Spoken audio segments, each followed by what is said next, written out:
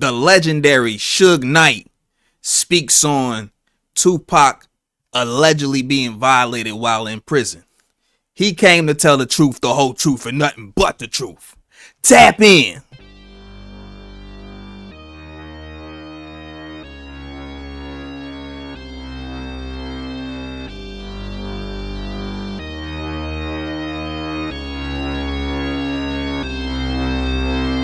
What's happening, people? It's the homie Smitster 400 coming at you straight off the Ave, and this is Smitster Reacts. As always, salute to all the subscribers, new and old. And if you made it to this video, go ahead, give us a like, subscribe, man. New content daily. Check it. Salute Mr. Dubbins. Salute Zephy369. Salute the homie Nico, the new addition to the squad. And you know what it is, man. Straight off the Ave fam. Now let's get to this. The homie Suge Knight. He on Art of Dialogue. Shout out Art of Dialogue. And we gonna get right to it because this is a thing that's been it's been floating around for years. So without further ado, bro, we finna get right into it. Tap in. If you don't want to see the reaction, hit the link in the description. Let's get it. Suge Knight, happy to have you, my man. Hey man, I heard some good things about you. I don't get to I don't listen too much or hear too much in here, but I just be doing my time, Yeah, man, finally made it happen, man. I've been trying to get you on the platform for a while now, man. Well, man, I'm happy to be here. And like I said earlier when we first chopped it up, it's always a blessing to use our platform and use our time to help each other. And I think that's one of the most important things that we need to do for one each other.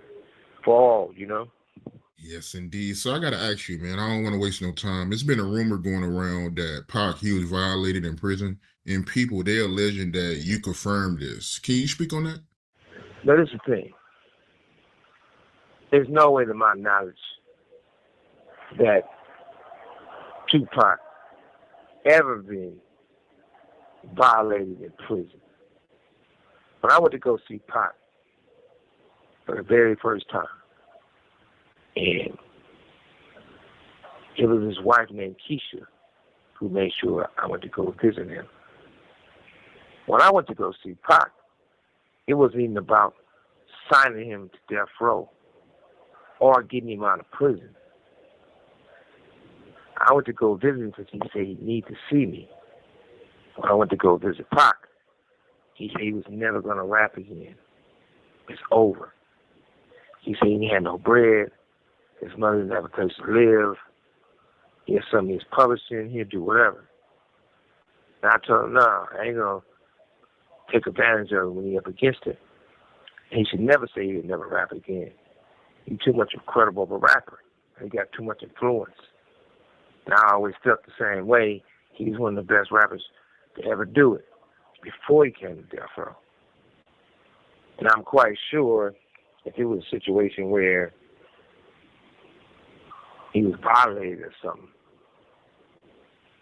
he would have told me.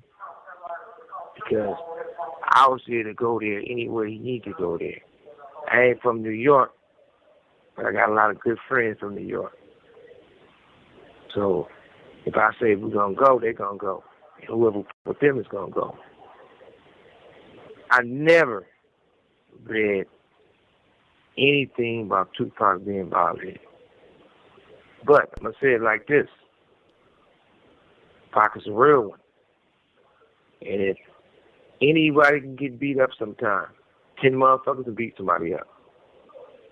But I'm quite sure if that really would have happened, Pac would have got on him. Or he would have told me about it, and we'd have got on. We'd have took a ride to his homies. So there you have it. Straight off the rip. It ain't happened. That was something that I was always wondering too, but not always wondering, but I'm like, I done heard it a million times. I don't think it's true either, but like, I mean, sometimes things like that ain't the easiest thing to talk about. You feel me? But let's continue. It wouldn't be like no repercussion behind it. But everybody want to talk about the best. You put themselves in that car. Nowadays, you got to start asking people, who is you and where was you at? Because most people doing talking, they say the most craziest things to get some attention to make their name. That's facts. I ain't never gonna sit there and say Tupac got his manhood taken in prison. Number one, if that did happen, it's definitely not to my knowledge. I would say no, it didn't happen. But if that did happen, what I'm gonna talk about it for? I'm gonna be action. The most I ever said regarding that situation is this, plain and simple. And I still stand behind it. I said, hey, even when they said Tupac got raped, you didn't see me talk about it. You didn't see me mention that. But what I did do, for a fact, when I heard certain people were said on the West Coast, who's knocking on their door? And they had some understanding, and they wasn't talking about it no more. But you know, I look at it like words are just alphabets. People can take those alphabets and make them out to any word you want, letter you want to say. That don't mean shit. I'm quite sure a whole bunch of people got some dark sides. But I never believed that about Tupac. Yeah, I'm happy you spoke on that, man. There's a lot of people running with that. But I want to ask you, who put up Tupac bail money? That was me 1,000%. How that works is this.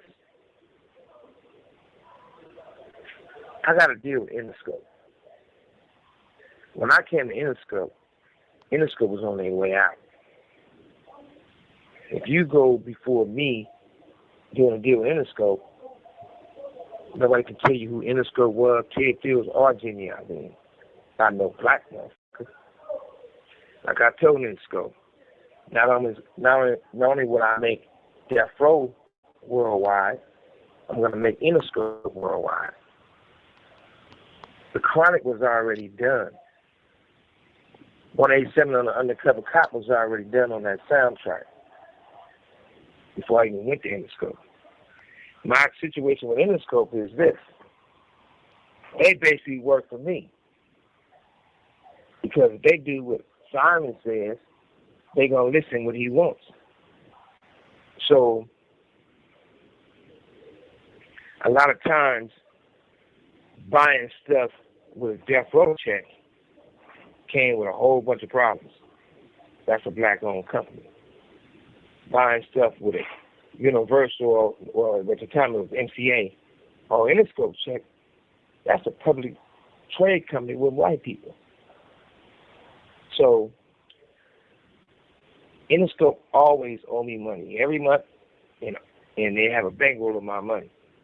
So if I tell Interscope to buy this house, they're going to send the money. But it's still charged to me. So nobody put that money up, guaranteed that money, and did anything to get You have 60 seconds remaining. out of prison but me. And if that's the case, why no one else done it? So many people say what they would have did. If it was a fifth, we all be Trump. So that's that.